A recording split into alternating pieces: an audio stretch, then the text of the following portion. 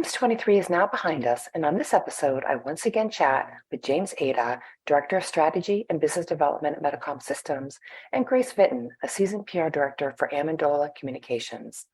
The two discuss their impressions of the conference and compare and contrast HIMSS to the Upstart Vive. I'm your host, Carol Flagg. Take a listen. Well, Grace and James, welcome back for another fun-filled episode of What's My Tagline? How have you guys been since I saw you in March at Vive? Hello. Well, we've been doing just fine. Yeah. Really enjoyed our time at Vive and then HIMSS back to back once again. But really just taking it all in still, even a few weeks post-event. Yeah. James, what about you? Back to back, almost back to back. There was back to back. I mean, trade show season and conference season just finished for me in the last few days. So still catching up on sleep, but very happy to be here to go through some takeaways from trade show season and HIMSS23 in particular. So thanks for having me. Yeah, as our listeners know, this episode is about digesting HIMSS23 in Chicago. But before we start, let's begin with your HIMSS taglines. James, you go first this time. I think Grace went with Vive. So James, give us your HIMSS tagline. Sure. So this time I'm going to tweak it just a little bit for all the ChatGPT AI people out there and say that my tagline this time will be intelligently using clinical data. Ooh. I like that. Got in ChatGPT before we're even 30 seconds into the episode. I think you have to if you're going to talk about HIMSS23, that's for sure. Grace, how about you? So mine is forwarding the shift from patient-centered care to patient-led healthcare. Oh, yeah, that would be a great shift to move forward for sure. Yeah. Mm-hmm. I like that. I like that too. So HIMSS23, I was not there, so I've actually heard a lot of things. We had a crew there on site at Chicago. I heard a lot of scuttlebutt, saw a lot of tweets, I've read some stuff post-event, but I am incredibly anxious to hear what you two thought of the event. So let's just start with that. I'm going to preface that going into HIMSS23. A lot of people are wondering about the numbers. It was in Chicago, kind of a little bit more difficult place to travel to than Orlando or Vegas, perhaps some would argue. And there was a lot of talk all over the place as to how many people were going to be there and would it be well attended. Let's start with that. Well, I mean, the numbers say that HIMSS is back. It is absolutely back with a vengeance. It was at 35,000 attendees. Pre-COVID, it was about 41,000. So that tells us that, HIMSS is making a comeback. And it was very interesting to see the breakup of people that were there. They had 1,000 vendors. And about 30% of the folks that were there were vendors. Probably 20% were hospital executives, C-suite, and other folks working in hospitals. Probably 20% consultants, those folks helping either the vendors or helping the hospitals. And then there were also some, general provider leaders, doctors, nurses, and students, quite a few students there. Some pharmacy leaders. I saw quite a few pharmacy leaders on name tags, a few payers. I heard a few pharma as well, which was surprising. You don't usually see the pharma world there, but I heard a few of the top pharma names just for hanging around the trade show floor and chatting with vendors. And then there was, of course, healthcare media and healthcare consumers. They had a huge consumer populations of patients, caregivers, patient advocates that were there. And another thing that I saw, which I haven't seen at past HIMSS, were a huge section of the digital health investor community. Oh. And so they started the HIMSS Venture Connect, which is a program that ran alongside HIMSS. And at that program, there were digital health investors, and basically they kind of drew digital investors through that event. Yeah, well, that's definitely taking a page out of Vive's playbook. James, what were your overall thoughts regarding the numbers and the crowd? Well, I mean, I think that Grace said a lot of the core stuff there. I mean, I was, to be honest with you, really expecting that Vive would have taken a big bite out of the attendees at HIMSS, just seeing how much it grew from last year to this year. And as Grace mentioned, I mean, it didn't. The numbers are back to just about pre-COVID levels, which really surprised us. I mean, it was very good for me business-wise, and we were surprised. I mean, to your point, Grace, about having pharma people there, I can tell you, having been involved in some projects with pharmaceutical companies, that those pharma folks. I mean, just about every big pharma company has some kind of patient-facing app that they're working on that needs to connect with data from the EHR. So I can tell you for certain, interested in how do we use Fire to leverage this? How can we, start this interoperability into our apps? And how do we use what's already built and out there? So I'm not surprised that those pharma people are there at all. It's nice to see that, and I think it's hilarious that we're starting to see that investment, that crowd coming to HIMSS as well. For me, the difference between, and we can get into this a little bit more, but the difference between the logistics of the two trade shows, which are back to back, was quite interesting since you brought up Vive, I wonder how things are going to progress, because the numbers were one thing, but the experience is a whole other ballgame. Oh, that's interesting. That's interesting. Grace, I'm sure you want to weigh in on that comment. Yeah, and that definitely kind of is a takeaway that I had from the HIMSS event. Just the fact that the experience, there was no place to really sit down. There were few places to really sit down. There was no water in normal spots where you'd want to find water, or snacks in areas where that might make sense. Everything was super far apart from each other. And so while the organized event went really well, and the exhibit halls looked fantastic, I mean, there wasn't even carpet for the hallways of the exhibit halls for comfort of walking. And so there were a few things that you would expect, because going to a health or a Vive and in advance of a event like this, you have the carpet, you have the lights, you have music playing, and at the HIMSS you're not going to get that level of experience. And now that they're bringing in the investor community, they expect that from their conferences. Yeah. Well, Health and Vive, certainly their whole thing is to create that experiential event, right? And certainly HIMSS sounds like, even though it was Chicago, was a little colder than perhaps. I mean, the cold didn't. I don't think anyone is even bothered by the weather. I mean, it's in April. Okay, fine. It's Chicago. Everyone kind of came into it knowing that, from a logistics perspective, that's going to be tricky. Chicago is hard to get around. The trade show convention center is tricky to get around.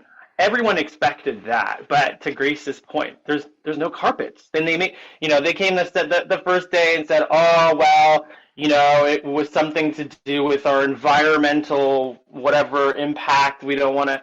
So they had like patches of carpet some places, but not in other places, and everyone's going, okay, obviously this has nothing to do with environmental and everything to do with some fight you guys had with the unions. But it just made it made for the whole trade show just seem like, when you can tell that a trade show is dying, that that it's falling apart. It felt like that. I mean, there's, like Grace said, no water, no snacks, no food in the halls. There's no carpet, so your back is just killing you, and it just looks like a patchwork. And then on the other side, you have massive numbers. So it was kind of this double-edged sword where you're like, is this dying or is it not? But it seemed very unprofessional, for all the money that the exhibitors are paying, to not even have carpets, to not even have coffee, to have to go and stand in line all afternoon for food. It somewhere else, as opposed to having that food with Vive, you've got the food in the hall right next to right next to some, morning speaking engagement with, the head of ONC. Like, that's the kind of experience that the attendees and the exhibitors want to be around. And so that was really not what we were getting out of HIMSS. So you certainly have the attendee numbers. Everyone that I spoke to from a business perspective had a great show, but it was very uncomfortable and the experience just was not there. So if you attended health and other conferences, we don't want to just say health and HIMSS. There are other big conferences out there across health IT and digital health that attract an audience. So it's not just a comparison against Vive 3 weeks before. It's really a comparison against what's sort of happening in conferences today. That you make a great point, and you invite that investor community in. They're kind of expecting a different level of treatment, I think, right, than what you said, no carpeting. There does seem to be this shift in that conferences are now seen as executive networking retreats of sorts. And I think that we can't go back. There's really no going back from that. Conferences are not just trade shows anymore. They're a place where people are networking, making business deals, where there's so much happening that you have to equal that experience, get that experience up to that level of what people are anticipating from the event. And I think just having easy access to food, having music playing, having entertainment around to keep interest alive and connection being happening, that'll always be something people are now anticipating from their conferences that they're going to, and there's just no going back. Yeah, we'll see if there's an impact over next year. Really, is the question, right? Yeah, there's no going back, and to be honest, these trade shows, it's a long day. You're up early in the morning, right? And there's pre-morning events. There's always a breakfast, something or some things. Then you've got an entire day where you're either standing at a booth, walking around the trade show floor, you're in meetings. That piece is a very long day. So you need to create the creature comforts for people. I mean, you've got some of these trade shows where you can see they're really putting the effort into creating a relaxing, convenient environment for those folks, the exhibitors and the attendees and the investor types, consultants and all this kind of stuff. And then there's conferences that just are not putting that attention to detail in those things, and it's very, very evident. And as the decision makers who are saying, okay, I am going to have to spend X number of dollars for these conferences to be a part of in this calendar or fiscal year, where do I want to spend my money, right? If I know that myself and my team are going to be going to one of more of these, where am I going to spend the money? Which one do I want? How do I vote with my dollars of which one of these I want to be a part of? I know that myself and our team and several other big vendors out there are making those considerations right now. Right. Back to, or not back to, but sort of segueing into sort of some of the big themes and comparing and contrasting that to Vive. You mentioned out of the gate ChatGPT. When I went to Vive, I was actually kind of surprised by how it was part of the conversation at Vive, but it wasn't like, oh, ChatGPT, like everywhere, right? But I sense from what you said, James, in your opening salvo, that actually that was a big thing at HIMSS. Was that like was that the new meaningful use, the new pop health, the new patient experience? Was that the buzzword going around HIMSS? Oh yeah. I mean, a huge contrast. I expected it like you said, at Vive, and didn't really see it. I mean, people kind of were talking about it in pockets here and there, but no. Every booth you went to, every conversation you had with someone, there was that somewhere. Now, that's not to say that anyone's got it figured out how this all works and how is it applied, but if you went to a booth and you didn't see something related to AI or intelligence or ChatGPT or OpenAI or something like that, it was really on the minority side of things, and you probably had it in a conversation that you had with the people at that booth anyway. So Yeah, it was definitely a through line. It was the buzzword. The thing is I do think that we will have that technology embedded all over healthcare technology. I mean, there's no question that some of the underlying technology there will be utilized. It will be leveraged. The question is, how do you do that in a way that makes sense? And so, we certainly have ideas with, with our technology and with our partners. But as some of the experts in this field will tell you, you do not want to be relying on technology that is trained on Reddit and porn sites.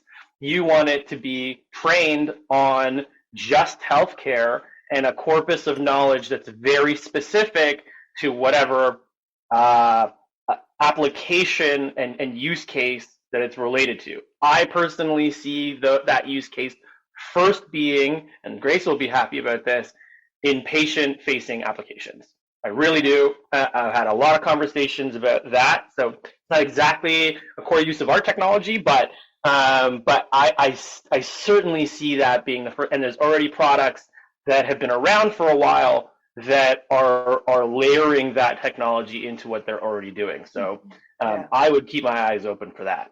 Yeah. It's interesting because the presentations that are on, clinical grade AI, like we're talking about the solid AI stuff, that James is talking about, clinical grade, this is based on healthcare, clinical notes, et cetera. That stuff is doing fantastic work, but the work is not sexy. It's very pragmatic. It is saving 5 to 10 minutes. It's making minor improvements that are having huge impacts. So that's very interesting to have conversations with people about too, because, a lot of the conversations on the showroom floor are about the future and what AI can do, but all the presentations on the actual presentation stage are on the practical AI and saving 5 to 10 minute improvements on arduous tasks. And so that's very interesting to see. When are we going to get those kind of visionary outcomes that make it to the stage? That would be very interesting for me. I don't know how long it'll take to get to that point. Yeah, well, I think what you will see in very short order, and where you could, the opportunity to really move the needle in healthcare, and this is something I actually saw products that were doing this, is, the ability to have a conversation with something that has the intelligence level of a clinician for the condition that you have. So you just had a surgery, or you've been diagnosed with a condition, and as a patient, you don't really understand the ins and outs of what that means. But being able to have basically a conversation with an avatar of a clinician to say, just basic questions. What should I expect when I'm going into surgery? What should I be doing post-op? What are the important things that I need to know about my condition? Sure. Could you go and research some of this on WebMD or one of those websites yourself? Certainly. But the ability to have a conversation, vocally with something that's on the other end, I think that there's tremendous application. And for all those people who have been talking in the last 2 to 3 years, I've heard this over and over and over. How do you extend healthcare to be not just that 0.1% of the time where you're in an exam room, but the whole 99.9% of the rest of your life, when you still need to have some kind of interaction? You still need to be thinking about your conditions, etc. That I think can really bridge that gap, and it's more than just 5 or 10 minutes of saving time. It's really creating. You could have hours and hours of conversation on the other side to put a person on the other side, their mind to rest. People are so scared. The fear of the unknown that people experience in healthcare, I think, is massive, and that's an area where you could really move the needle. I believe. Yeah, absolutely.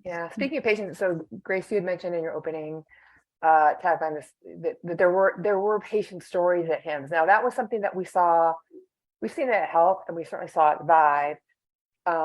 It sounds like what you're saying is perhaps if HIMSS did that in the past, not to the same level as they did this year. Is that correct? Yes. So the day before HIMSS started, they had a number of paid programs happening. One of their paid programs was the Patient Experience Forum program, and it was packed out. I mean, it was an almost full day program with patients, patient advocates, caregivers, care partners on stage talking about topics just like this. How are they using ChatGPT? I mean, they're using it to help with their denial, manage their denials. They're using it to in many different ways that you wouldn't even really imagine, but also having serious conversations on topics that would be of interest to the tech industry, patient access to records, information blocking, and then other ways that tech can play in assisting patients, advocates, and more. And so I do have to say that HIMSS did a great job with this program and including patients. That said, they don't get what people call in the industry, quote unquote, patient included status.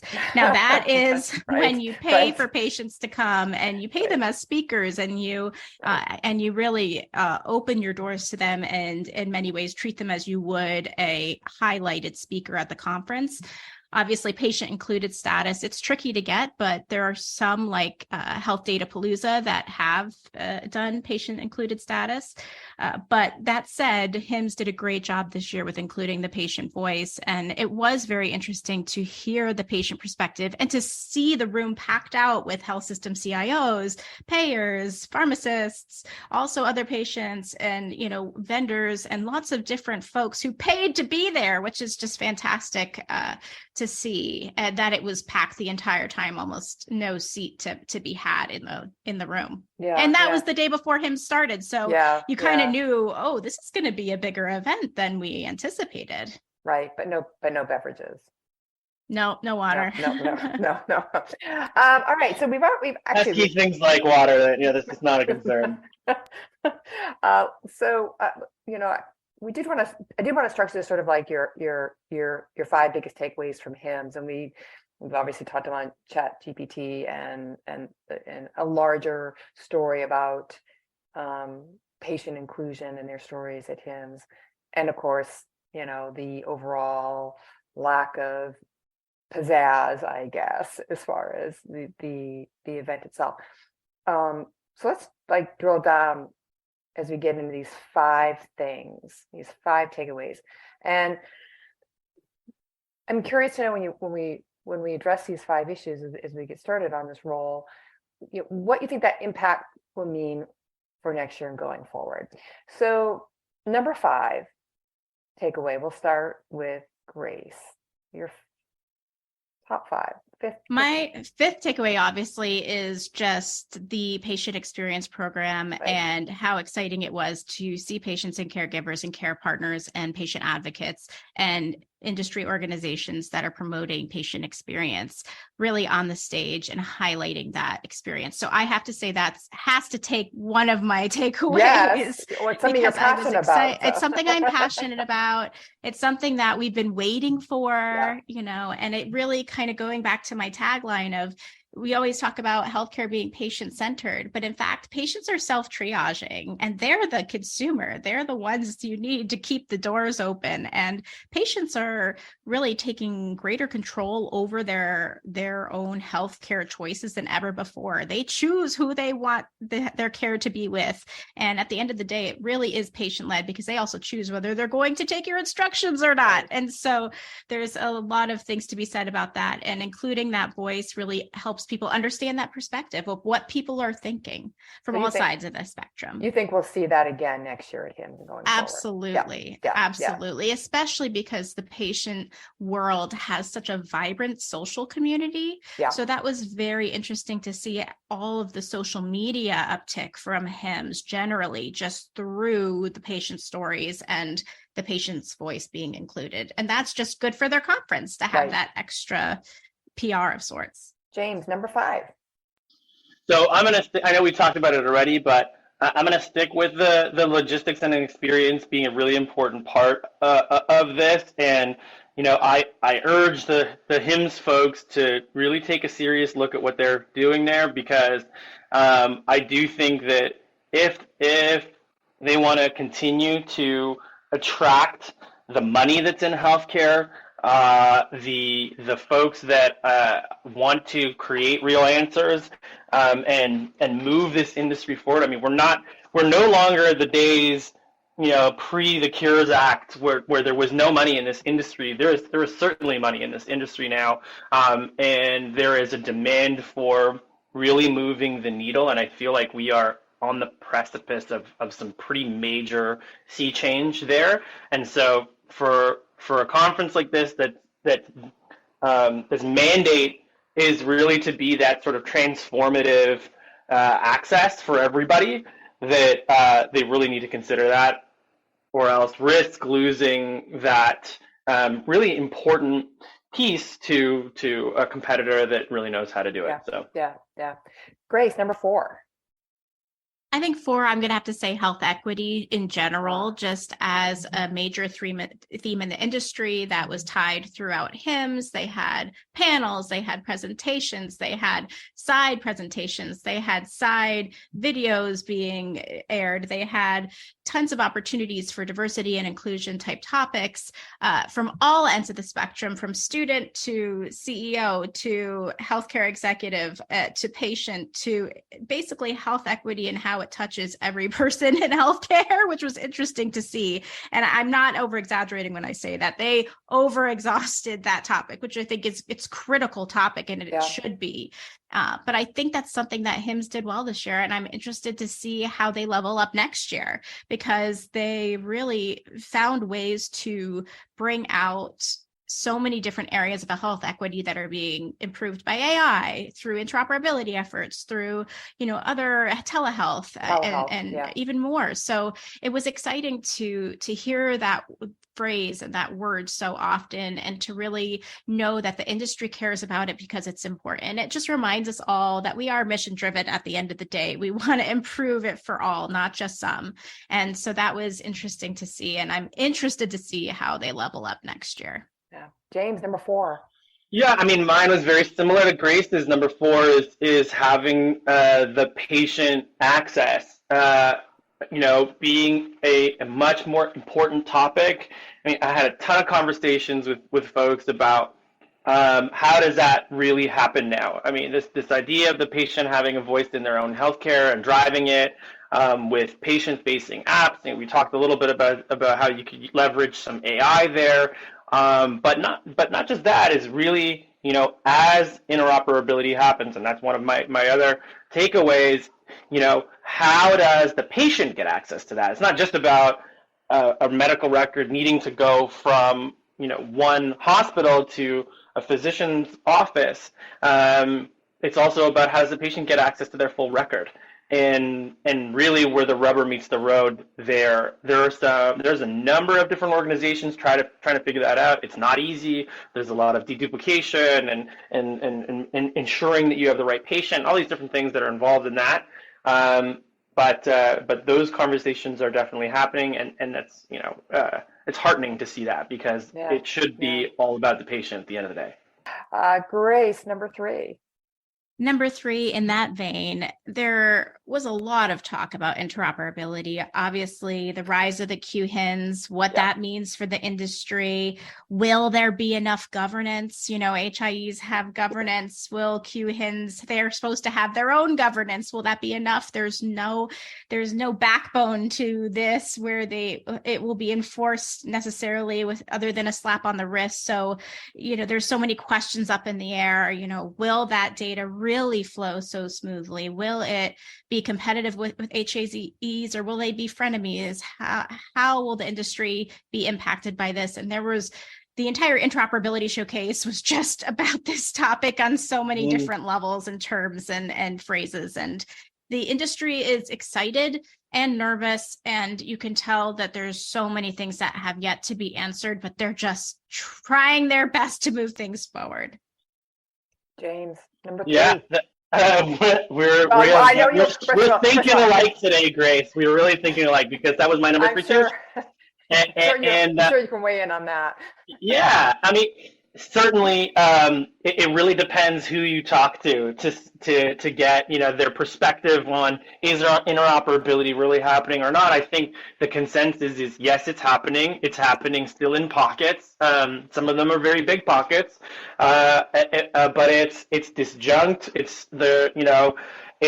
There's tons of problems still. There are certainly lots of vendors who have tested, who can show that their stuff works, but in practice, that's not necessarily the case. And with enforcement coming very, very soon, everyone's kind of freaking out. And I can tell you from the conversations that I have with my EHR customers and with various different people that I know who leverage some of these technologies to actually try and receive and consume data, that it's still a mess. And so, as Grace mentioned, there was quite a lot of this talk in the interoperability showcase. Fortunately, I was able to sit in on some of those as well, and you can hear that, people who are involved in this day to day will tell you it's still all over the place, and it will be all over the place for quite a while. But, the faucets are opening, and we will see how it goes. But, everyone's just kind of figuring it out as they go. Who knows? The questions that Grace, brought up are very interesting. I'm super interested to find out what happens there. Will the QHINs and the HIEs and the private organizations that are working on this stuff all be super friendly? How is that going to actually work in practice?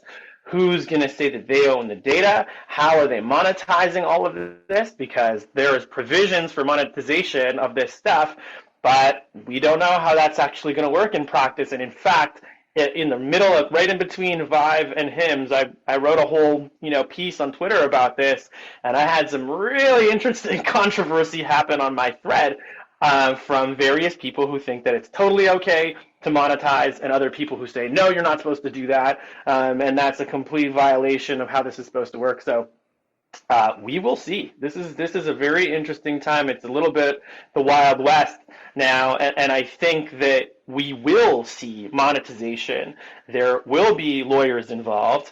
This is all going to end up in the courts, but I think that some people are going to find out some really interesting ways to make money off of this. So it's a fun time to be part of that. Yeah, we'll see where the rubber meets the road between the for-profit side of the interoperability question and the non-profit side of the interoperability question. Well, I made the comment that what was it that I said? These data lake organizations seem to be succeeding where the HIEs did not. And I had some folks who were involved in the HIEs that survived have some pretty harsh words for my comment there because they made it through. But the fact of the matter is there were plenty of HIEs that did implode, that didn't make it through, that couldn't make things financially viable. And these data lake companies, they're all there to make money.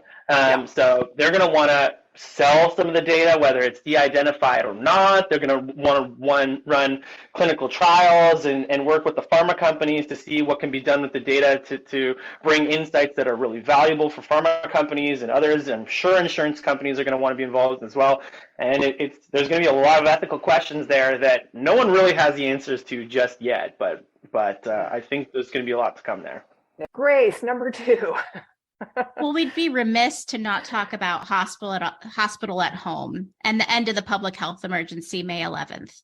And that's coming up. I know it'll be behind us once this is aired, but it's in front of us right now. And it means a lot for virtual care. Yeah. Yes, it means a lot for virtual care. And so there's a lot of questions. The companies that hung their hat on reimbursement may be going bye-bye, may be acquired. Those that kind of leaned into selling to employers and payers and, other folks that may not necessarily be reliant necessarily on those changes may be winners at the end of the day, but it's hard to say.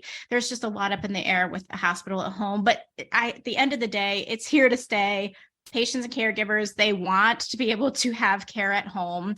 There are employment issues, there's burnout and more that virtual care and remote patient monitoring and research from home can help solve. And so I think there are many options that are out there. And I think there's going to be a lot of acquisitions coming up in the coming year of folks really combining forces and to make an impact in the virtual care world.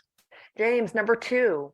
Well, just on that topic, I had a lot of interesting conversations about the telehealth virtual care, and there's this downward pressure on reimbursement for virtual care. I think, like you said, the genie's out of the bottle, and particularly for those folks who are, on the rural side of things, or for whatever reason don't have access to being able to get to a clinician's office or hospital or whatever.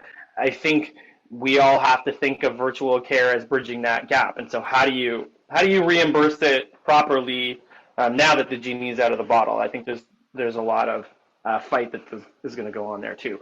For me, number 2, we mentioned it already, but AI, talking about the genie being out of the bottle, that genie is out of the bottle now as well. It's moving so quickly.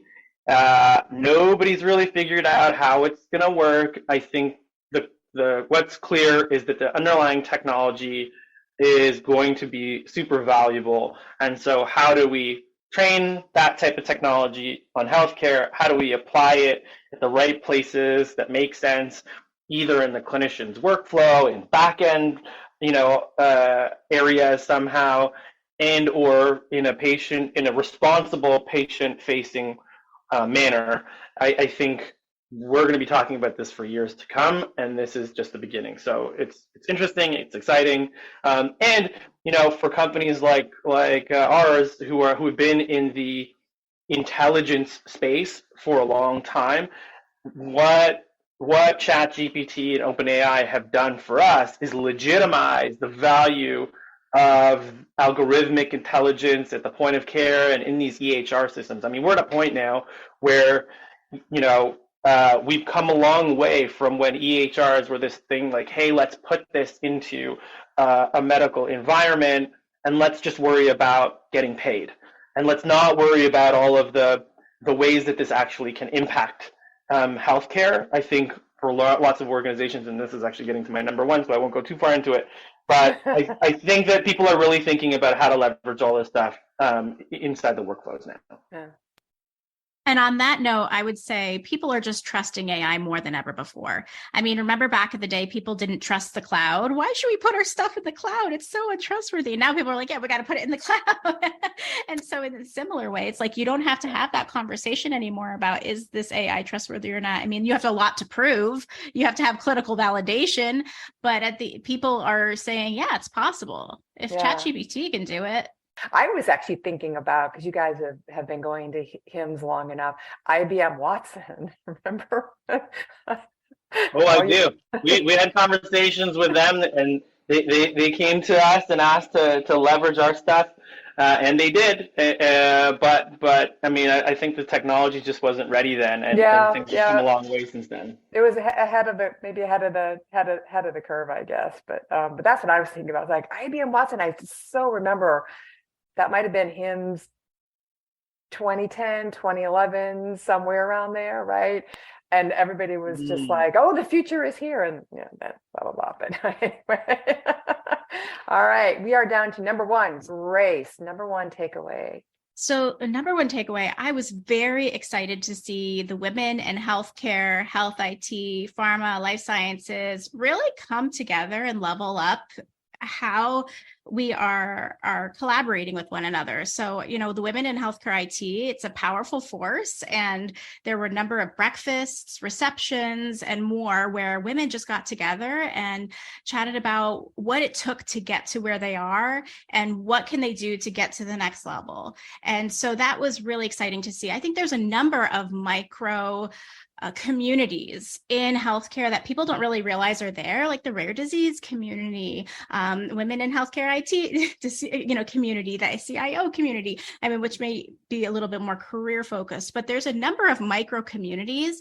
And that is something that makes HIMSS and the rest of these conferences very special. But I'm interested to see in the future how HIMSS and the rest of the conferences can better leverage those communities, because they're online, they're communicating every day with one another, sharing resources, sharing education, collaborating, creating partnerships, mentoring young students that are really rising up in the space. So that was exciting for me to see, and I'm interested to see the future of that.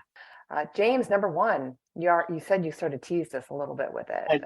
I did, yeah. And this is something I said a little bit, I think, on our last podcast, and it sounds generic when I say it. I mean, I think people and the big vendors in the space right now are finally looking for real solutions that are going to impact things today. I've never seen that before. In years, I've been going to HIMSS for way longer than I'd like to admit. And people would talk a good game, but it didn't feel like people were really digging in.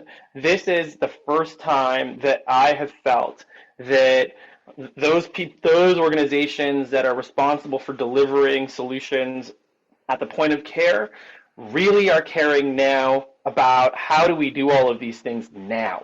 And I think there's several reasons for that. And we touched on the fact that I think AI has legitimized this type of functionality at the point of care, which is great. But I think that what's going on with ONC and really pushing enforcement on interoperability is causing a bit of panic in these systems to make sure that the data is really good, that it's usable, that they can really deliver there. And what's happening in value-based payment, Medicare Advantage, I think, just crossed the 50% threshold of being a Medicare. So value-based care, value-based payment is here to stay. And so those three forces together, in addition to the sort of leveling up of the patient voice and the demand for delivery of a patient's records to them, I think this is really forcing the various stakeholders. I mean, EHRs are one of them, but they're not the only one, to figure out this stuff for real now, because the window to figure it out is shortening very, very rapidly. And so I mentioned it in our last podcast, but I can feel that the big vendors out there, they're retooling, they're coming out with new products that will deal with clinical data better. They're gonna layer in the AI where it's relevant, and they're going to be forced to make interoperability real and to solve for value-based care and payment. So this stuff is changing, and it's changing right now. Absolutely. I want to also add, I am so excited about this future of value-based care. It is so exciting to see, just from the patient perspective, from the caregiver perspective, from all sides of the spectrum. Value-based care is where it's at, and as an industry, all of us need to be doing what we can to forward value-based care. But one thing I did want to add about HIMSS that they did do really well this year, in addition to what I said, was that they killed it at social media. Their social media was more personalized than ever. I mean, they had one-on-one conversations with people. They were posting pictures of people and tagging them, and they were just really on the ball. I mean, it was next level. And so I didn't want to end this conversation without saying, whoever did that, they really got it going on, because it was fantastic experience. If you were not able to attend the event, you really felt like you got an entertaining experience that was very similar to what the experience on the ground was on social media. So that was a very interesting to see, and I'm excited to see how I hope they keep that tone and that excitement and that level of personalization, and kind of bring it throughout the year leading up to the event, because how awesome was that? It was very exciting to experience, whether you were on the ground or at home. Right. So let's sort of bring it back home again and close out this idea of HIMSS, everybody kind of going into it, speculating what the numbers would be. You guys are saying, and sort of echoing some of the stuff that I heard from clients and friends and colleagues, that the numbers were shocking. There were probably 35,000 people there. But then some of the bells and whistles, lack of bells and whistles, I guess, especially coming off such an experiential conference like Vive, right? Just 3 weeks before, and other conferences as well. So as you look to, I gotta take issue with what you said there with the bells and whistles. I think we can't think of these pieces as bells and whistles. It's all part of the comfort and experience that everyone is coming to expect. So I think the problem is that the organizers sometimes think of these things as bells and whistles, and they're not. This is core to their offering. and that seems frivolous. Yeah. Yeah. Carpet is not a bell and whistle. No, You're going to waffle on it all day long. Well, especially, flat shoes or heels, it's still a problem, right? Yeah, exactly. So what is the impact for 2024 then? Like, I think HIMSS is back in Orlando, correct? In 2024. Like Google that while you're talking. I think that is correct. Will there be an impact? Will HIMSS feel it? I mean, I know there are a lot of exhibitors. I know they had 1,000 exhibitors. I know they were down from like the pre-days of like 1,400 exhibitors. I know there were a lot of exhibitors that I know personally who scaled back or just did meeting rooms and didn't actually have anything on the exhibit floor. Does the actual overall experience created by HIMSS this year, will it make a difference next year? Will it have an impact? To me, a part of me thinks that a lot of that is because of the state of the economy. A lot of folks are being pretty cautious. So I think a lot of what people will decide to do about HIMSS next year will have to do with their balance sheet.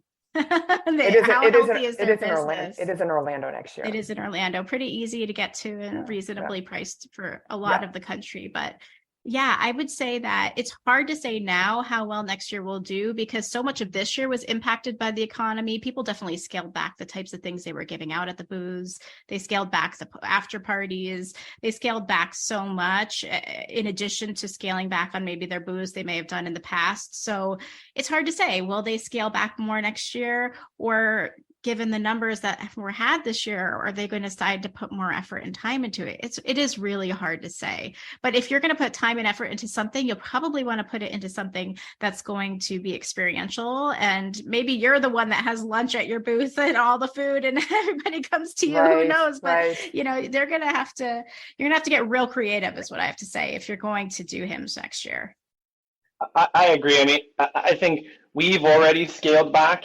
And we've already made the decision to, put a little bit more of our resources into the healths and vibes next year and being a member of Chime, all that kind of stuff. So we've already made that decision. I've had conversations with various different vendors who maybe they weren't at Health or Vibe before, and they're making plans to go next year, and have different people at those events, like more product people at the Health and the Vibes next year. So I certainly heard some of that. I would expect to see a dip next year, but if there's something that's driving the attendance that we don't know about, then perhaps those numbers will stay up. I'd expect to see a dip, but that remains to be seen. I mean, there's certainly still money in healthcare. I agree with what Grace said, is that you could tell by the number of evening events that dropped precipitously, and people weren't going over the top in their booths with giveaways and all that kind of stuff which you've seen in the past. So certainly there's already been an effect on the spending. I would expect to see a dip next year, but we'll see. Well, and to Grace's point, I mean, HIMSS might be thinking, well, we're back, we're gonna get 35,000. Orlando will get people from Europe, right? Probably people more coming over from Europe. Why not let the vendors provide the beverages and the food and carpeting aside? But why not let them do the work? And that is, that's kind of been HIMSS's model anyway, mostly over the years, right? Is that you walk down amongst the conference exhibitors and get a cappuccino and a bottle of water and things like that. Yeah. Well, I think they're probably not going to make those decisions until they see that dip, and they see that they're getting a bite out of them from competition. Well, it remains to be seen. Certainly, I think this year you've got that whole thing about, the pandemic is over, people are back out and doing their thing, and so I think there was a bit of counterweight that came from that. So we'll see if the trend goes up or down, but I suspect it'll go down. I think that people still shouldn't sleep on HIMSS. I'm still a believer in it. I think you go to Vive and you go to HIMSS, you figure out strategically what your presence will be at each of them, and you make it happen. And that's kind of coming just from my experience. People found value from each of them, and it wasn't the same value for all. So get smart about it, but go to both. I totally agree with you. And to be perfectly honest, especially as a B2B vendor, myself, there is massive value in us being at Vive, HIMSS, Health, at some of the other conferences, because it's just another touch point, right? And you might meet someone for the first time at Vive, and if they're going to be at HIMSS 2 weeks later, now you've got a touch point where you've seen them, you've met with them, and you can set up a proper follow-up meeting maybe with a larger group, 2 weeks later. So there's certainly value in being at both, and it's not entirely the same audience. So if you can afford it, why not? I think it's going to be interesting because, in 2024, it's going to be coast to coast. Vive is going to be in LA, which is, kind of fits in, right, with experience and glitz and all that. Expensive, maybe not to fly to, but everything else is expensive, right, in the LA area. And HIMSS, I think it's a week later, or maybe there's a 2-week break, not much, is going to be in Orlando on the East Coast, in Florida, to Grace's point. Pretty easy to get into, relatively inexpensive. And I think that will be interesting too, to see how that plays out, especially from the attendee standpoint. Different coasts and different expenses, but different experiences. You're absolutely right, Carol. It will be very interesting to see. And I think it'll be interesting to see if you get more of the investor community out west with Silicon Valley right there, and you get more of kind of the HIT community that's located in Jacksonville and other big Florida cities down in Orlando. So it'll be interesting to see if people are willing to travel to both, and what kind of communities will be at both because of the location. Right. Yeah, I think like you mentioned, you got the whole rest of the world who, if you're going coast to coast, you got those two sides that are going to be at least interested in flying over because it's closer to one or the other, right. And the investor community, the Vives and the Helps of the world certainly cater to those communities more. So I would expect to see quite a lot more of that at Vive next year, and it'll be interesting. I mean, a year away, certainly AI is going to have changed the world quite a bit. I can say that, with some serious confidence, and we'll have a lot to talk about at those two conferences. So we'll have a lot to talk about after Vegas and health. Grace, James, we'll wrap up this episode of the show. Thank you again for your time as always and your insights. Look forward to seeing you both in Las Vegas. You know me well enough to know that's one of my favorite places to have a conference. And so if I don't see you at the exhibit, I'll see you at the craps table. We'll see you there. You got it. Thanks so much, Carol. You can learn more about James Aita at metacomp.com and follow him on Twitter at HealthTechJames, and learn more about Grace Vinton at acmarketing.com and follow her on Twitter at HighTeaWithGrace. Learn more about this show by visiting the program page on healthcareandradio.com and follow me on Twitter at Carol Flagg or on LinkedIn. Until next time, I'm Carol Flagg, and I want to know, what's your tagline?